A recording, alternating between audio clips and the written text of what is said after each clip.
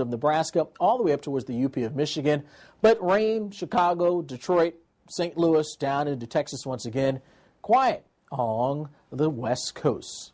Maybe a few light showers in Seattle. Otherwise, San Francisco, 73 and sunshine, heading down towards Atlanta, right around 65 for your afternoon.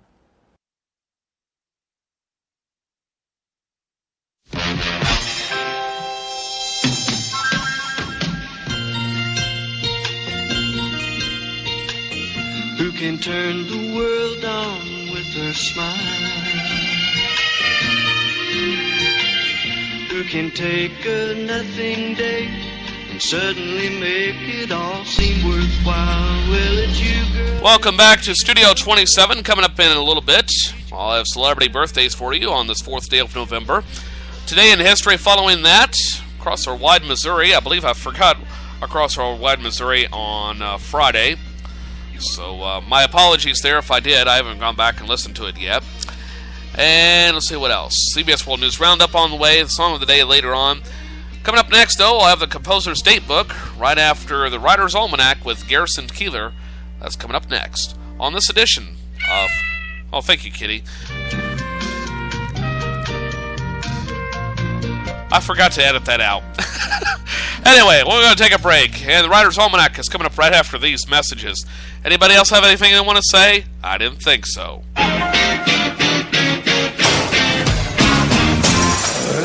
Seems like you've thought about this before.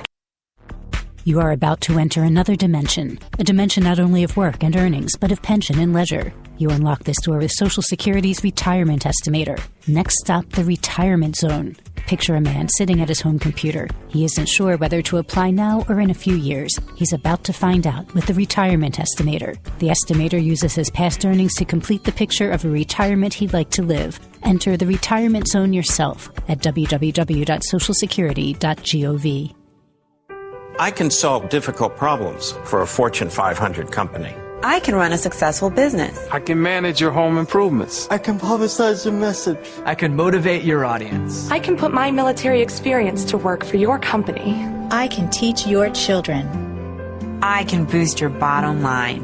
I can add value to your workplace. I could be a loyal and productive employee. But I can't put my skills to work for your organization if I'm not given the opportunity. If you don't recognize my talents and ability. If you don't hire me. If you don't have an open mind and a workplace that's open to everyone. If you don't realize that America works best when everybody works. What can you do? What can you do? What can you do?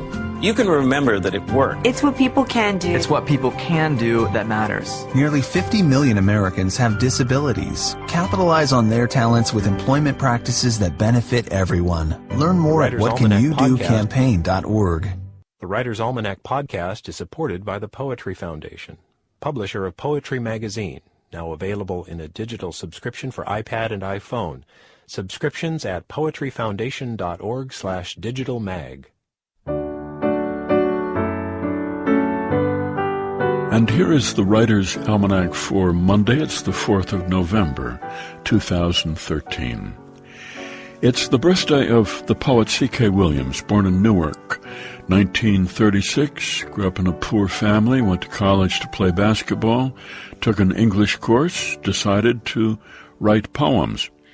He was Jewish, but he hadn't heard of the Holocaust until he was in his early 20s. His parents had hidden all of that from him. And then he went to work on a long poem focused on Anne Frank.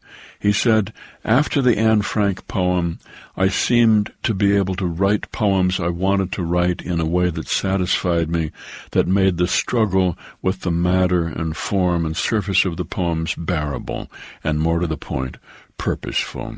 A Day for Anne Frank became the first poem in his first book entitled Lies, which came out in 1969. C.K. Williams, famous for writing poems with very long lines, longer than would fit on the page. Williams said, I have 3 grandsons who, of course, are above average, way above average, needless to say, and when I'm with them, I feel a sort of primeval hope, their vibrance, their optimism, the way they're so firmly in the world without thinking about it. When I'm not with them and I think about the world, I am not in a very hopeful mood. It's the birthday of the humorist Will Rogers, born near Uloga, Oklahoma, 1879, son of a successful rancher. He became a Broadway showman, Hollywood actor, public speaker, radio commentator, newspaper columnist. For 13 years, it was the most widely read column of its day. Will Rogers, who said too many people spend money they don't have to buy things they don't want to impress people they don't like. He said, everyone is ignorant only on different subjects. Good judgment comes from experience, and a lot of that comes from bad judgment. He said, when you're through learning, you're through. And Will Rogers said, when you find yourself in a hole, quit digging. And it was on this day in 1918 the poet Wilfred Owen was killed in World War I at the age of 25, just a week before the war came to an end.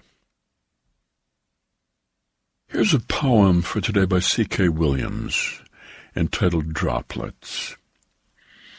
Even when the rain falls relatively hard, only one leaf at a time of the little tree you planted on the balcony last year, then another leaf at its time, and one more is set trembling by the constant droplets. But the rain, the clouds flocked over the city, you at the piano inside, your hesitant music mingling with the din of the downpour, the gush of rivulets loosed from the eaves, the iron railings and flowing gutters. All of it fuses in me with such intensity that I can't help wondering why my longing to live forever has so abated that it hardly comes to me anymore, and never as it did as regret for what I might not live to live, but rather as a layering of instants like this, transient as the mist drawn from the rooftops, yet emphatic as any note of the nocturne you practice, and the storm faltering, fading into its own radiant passing, you practice again. Droplets, a poem by C.K. Williams from his collected poems published by Farrar, Straus and Giroux and used by permission here on The Writer's Almanac. Produced by Joy Biles with assistance from Kathy Roach. Be well, do good work, and keep in touch.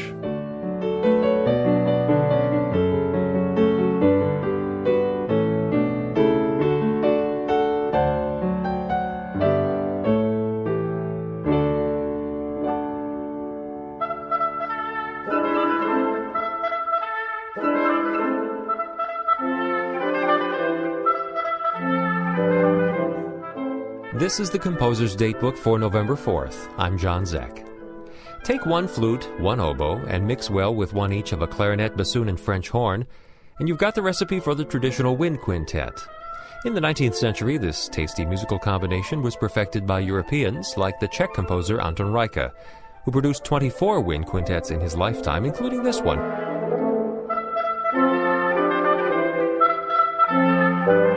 In the 20th century, American composers like Samuel Barber, Elliott Carter, and John Harbison have all written one wind quintet each, matching Reicha's in quality, if not in quantity. But other American composers have returned to the wind quintet for a second helping. On today's date in 1993, this wind quintet number 2 of David Ward Steinman had its first performance in Sacramento by the Arioso Quintet. Ward Steinman titled his second quintet Night Winds and asked his 5 players to occasionally double on some non-traditional instruments such as bamboo or clay flutes, a train whistle, and even the traditional Australian Aboriginal wind instrument the didgeridoo, all to create some atmospheric night wind sounds.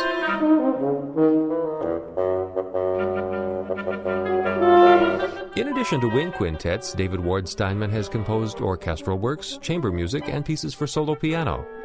A native of Louisiana, Ward Steinman studied with Darius Milhaud in Aspen, Milton Babbitt at Tanglewood, and Nadia Boulanger in Paris, before finally settling in San Diego, where he now lives and works. For more information on composers and their music, go to our website, composersdatebook.org. Composer's Datebook is produced by APM, American Public Media, and the American Composers Forum, reminding you that all music was once new.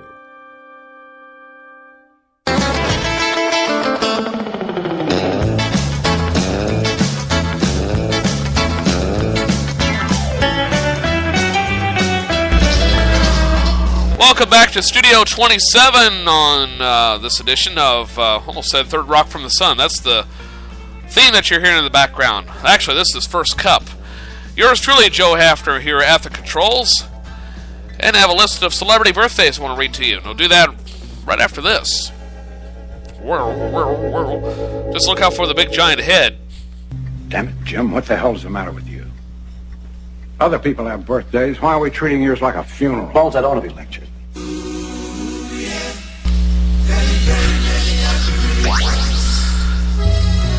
And before I run down this list of celebrity birthdays today, if you're celebrating your birthday today, happy birthday. And you're celebrating your birthday with these famous people. They include former First Lady Laura Bush is 67. Ralph Macchio of The Karate Kid and Ugly Betty fame is 51. TV host Jeff Probst of Survivor is 52. Matthew McConaughey is 44. You know, you could get him a birthday cake. It'd be cool if you did. TV personality Bethany Frankel is 43. Again, those are the celebrity birthdays for this Monday. Now, let's get ready to go back in time, shall we? I think you're all ready. I know I'm ready. My lips aren't, but the rest of me's ready. I have room for one passenger in the time machine, and I've chosen you. Excuse me. Maybe go back. Oh, goodness. What was that? It'd only been better if a fly went down my throat. That phlegm just doesn't know which way to go. Go up or we're going to go down. Okay. Let's back that up again, shall we? Alright, let's try it. Now, let's get ready to go back in time, shall we? Have room for one passenger in the time machine, and I've chosen you. Glad this birthday bed is still 4 minutes long. Have room for one passenger in the time machine, and I've chosen you, so let me turn on the time circuits and start the engine. Shut off the radio, and away we go.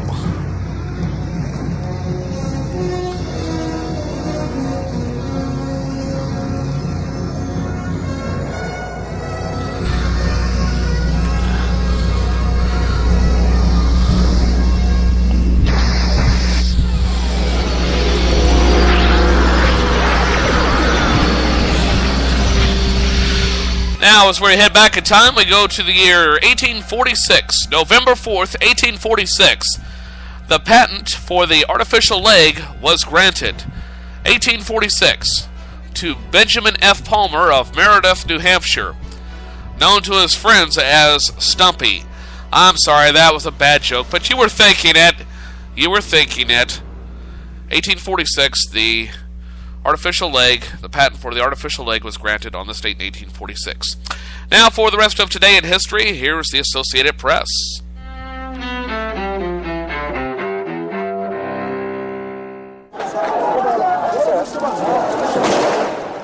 November 4th, 1979. Start of the Iranian hostage crisis as militants storm the U.S. Embassy in Tehran and seize its occupants. For many of the dozens of hostages, it is the start of 444 days of captivity, a saga that grips America. 1995. Hopes for Mideast peace are dealt a tragic blow as Israel's Prime Minister Yitzhak Rabin is assassinated. A Jewish extremist fatally shoots Rabin minutes after he speaks at a peace rally in Tel Aviv. 1956. During the Cold War, Soviet troops move in to crush the Hungarian Revolution in Eastern Europe. It happens just weeks after students in Hungary revolt against their country's communist rulers. 1955. Baseball Hall of Famer Cy Young, who won more Major League games than any other pitcher, dies in Ohio. He was 88 years old. In 1969, Seems like yesterday we used to rock the show. I laced